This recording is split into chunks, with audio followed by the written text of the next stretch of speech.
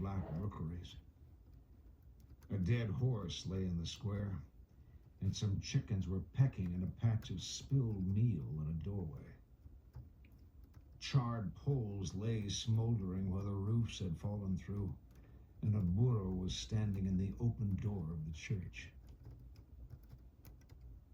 They sat on a bench, and Sproul held his wounded arm to his chest and rocked back and forth and blinked in the sun. "What do you want to do?" said the kid. "Get a drink of water? Other than that, I don't know. You want to try and head back? To Texas? I don't know where else. We'd never make it. But you say. I ain't got no say." He was coughing again. He held his chest with his good hand and sat as if he'd get his breath. "What have you got? Cold?" "I've got consumption." "Consumption?" He nodded. "I come out here for my health."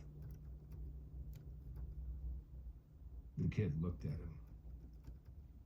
He shook his head and rose and walked off across the plaza toward the church.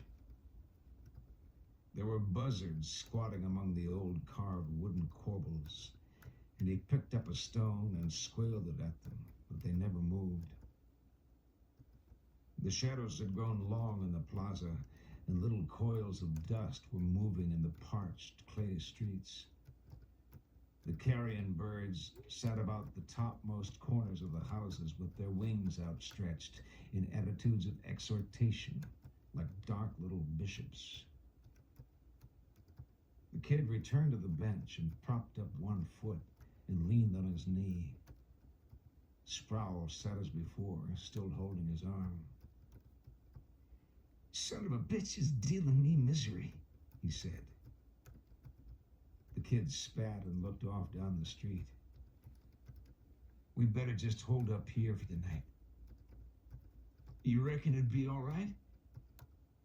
"Who with?" "What if them Indians was to come back?" "What would they come back for?" "Well, what if there was to?"